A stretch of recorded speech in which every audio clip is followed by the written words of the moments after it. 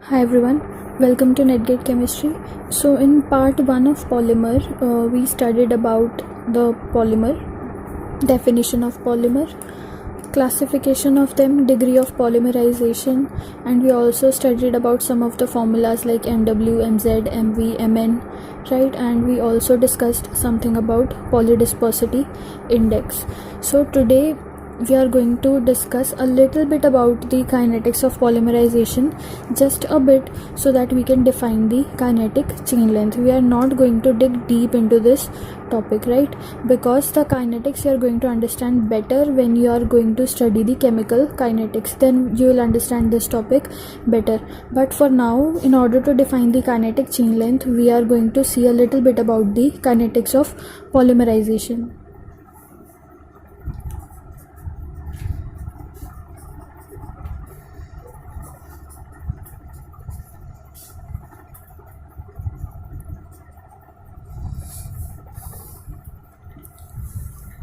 So what happens in polymerization? You will be having a monomeric unit, right? That monomeric unit is initiated by some reaction.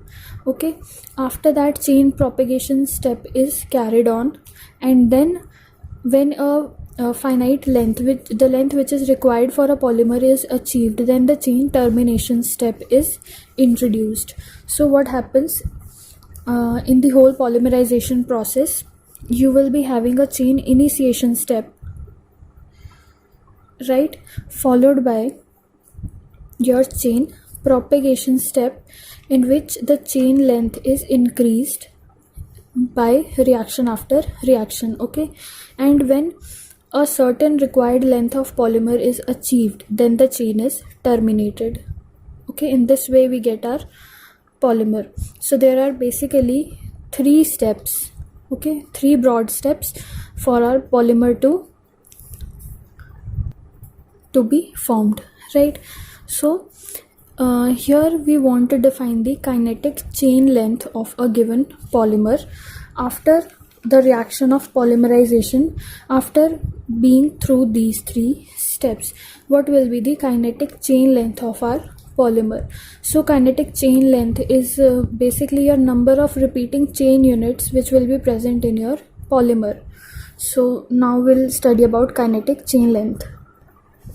So I'm defining kinetic chain length by KCl. Okay, so KCl is nothing but your number of repeating chain units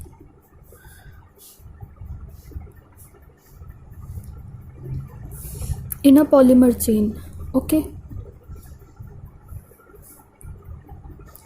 in order to find the kinetic chain length, we can use the formula that kinetic chain length is equals to overall rate of reaction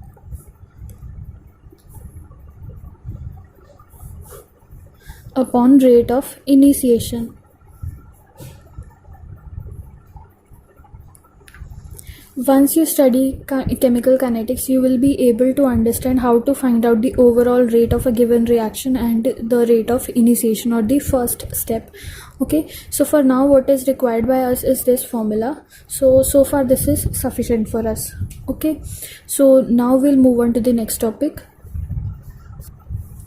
Okay, before starting the next topic, we can also define kinetic chain length like this. In other words, basically the formula is this, but in other words we can also say that kinetic chain length is also equals to rate of monomer depletion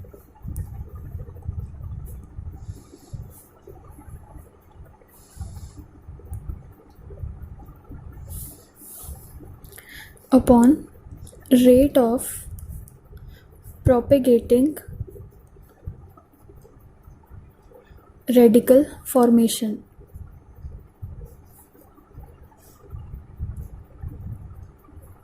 Okay, so if we want to find out the kinetic chain length, we have to find out the rate at which the monomer is getting depleted or used up, and divided by the rate of propagation of radical formation, the rate at which the radical is formed and propagating. Okay, so this is all about your kinetic chain length.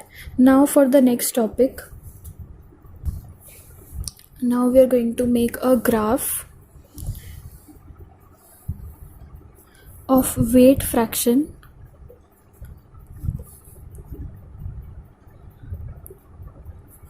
versus molecular weight of the polymer actually. So the graph is like this.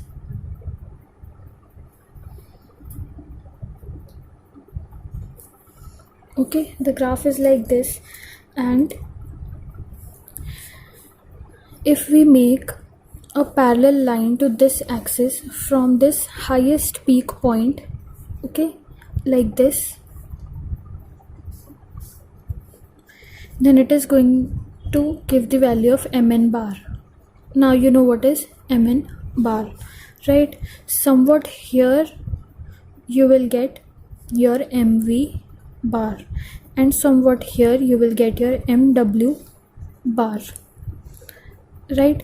So this is all about the graph of it.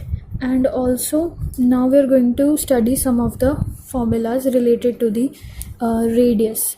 So actually you need to mug up all these formulas. There is no way to let you understand about all of this because we don't have so much of time in order to go deep into the derivations of all of this. So you just need to mug up these formulas, which I'm going to write down now. Okay, so first formula is for radius of gyration.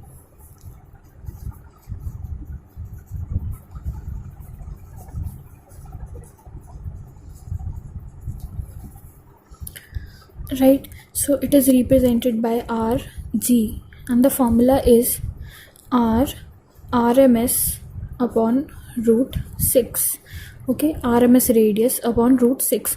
Now what is the formula for RMS radius? It is RMS is your root mean square radius. So the formula for it is root under n into L. Okay, where n is your number and L is your bond length, right? N is number and L is your bond length. So now the third formula is your RMP. MP is your most probable.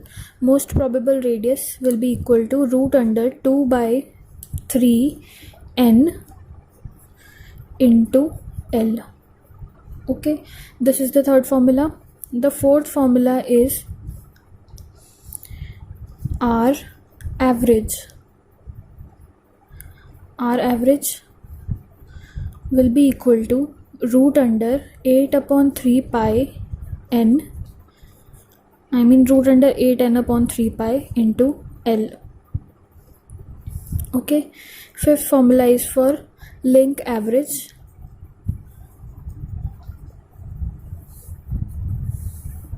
Represented by K average, that will be equal to 1 upon 1 minus P, where your P is your probability of linkage.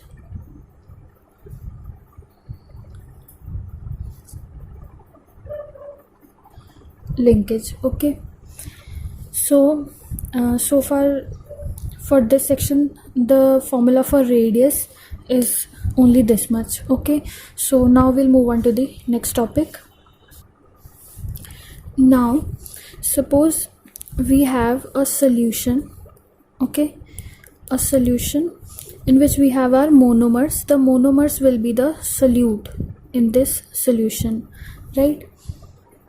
So if we want to study the solutes having some molecular mass, so in order to study these type of solutions which are going to form the polymers, we can have so many methods and techniques, but we are going to study about the two major techniques here. Okay, two major techniques to study these type of solution having the solutes as monomers, monomers as solutes. So first technique which we are going to study is osmometry,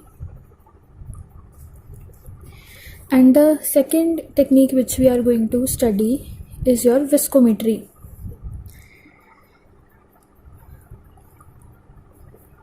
Okay, so one by one we are going to study both of them.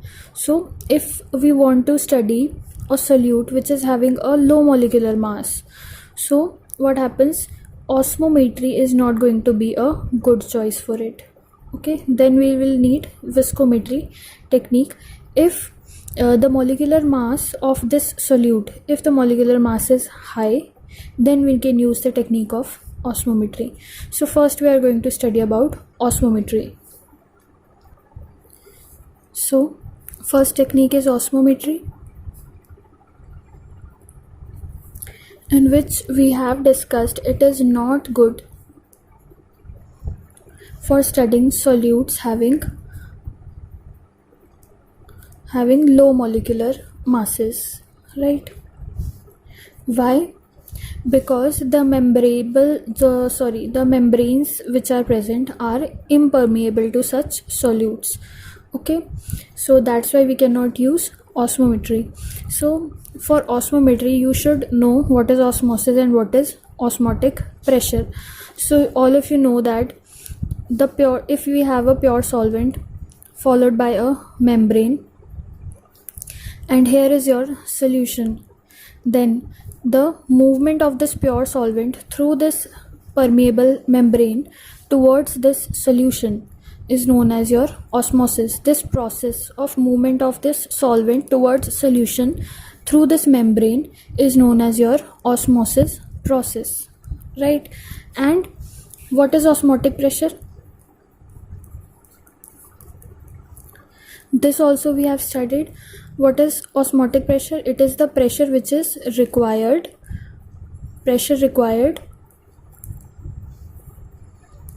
to stop osmosis.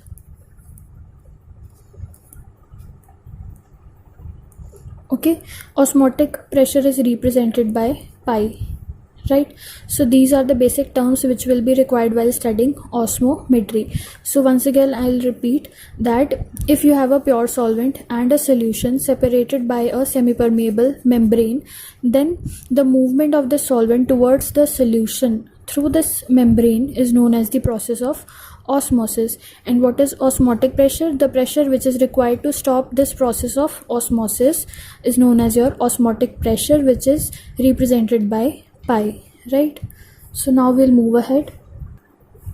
So now all of you know what is ideal gas equation, which is PV is equals to nRT, right? This is ideal gas equation.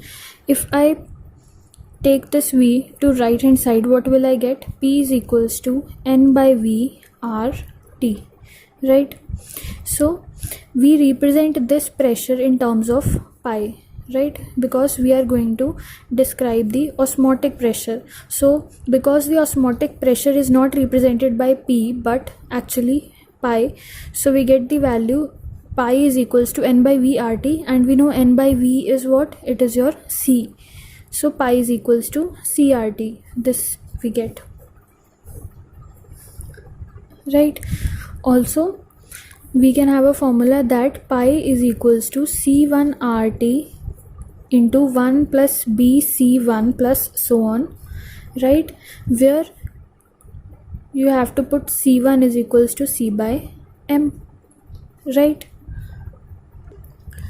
Now the C which we have defined here, it is actually the concentration in mole per liter, right? It is in concentration and it is in mole per liter. And the C1 which we have defined, we are calling it as C by M. So what will be its units? See, the units of C is gram per liter, right?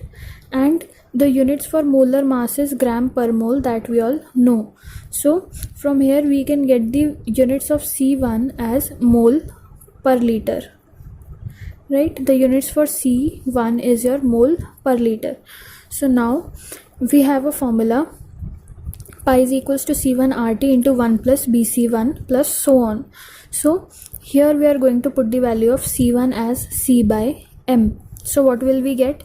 Pi is equals to, instead of C1 we are going to write C by M RT into 1 plus B. Instead of C1 we'll write C by M plus so on, right? So now what we can do is we can divide this whole equation by C. So left hand side divide by C, we get pi by C. If we divide this one by C, C will be cancelled out and we'll get RT by M. In the bracket we'll get 1 plus BC by M plus so on, right? So now what you have to do is you have to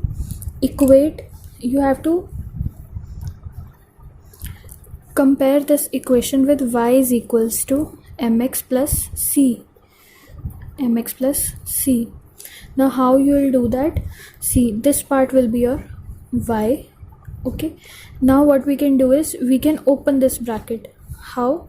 See, pi by c will be equal to, open this bracket, rt by m multiplied by 1 rt by m plus rt by m multiplied by bc by m. You will get bc rt upon m square, right? So now from here you can compare. Now y is equals to mx plus c. So value of y will be your pi by c. Okay, and your value of c, that is, this c is your slope. You can call it as c dash. C dash is your slope, that will be equal to rt by m. So this is your c. Okay, and x is your c. Okay, and remaining, x is your c and the remaining is your m, slope, brt by m square. So from here you can plot a graph. How? For graph, you can take on y-axis pi by c. The value of y is pi by c, value of x is c, right? The value, the graph for y is equals to mx plus c is straight line like this, right?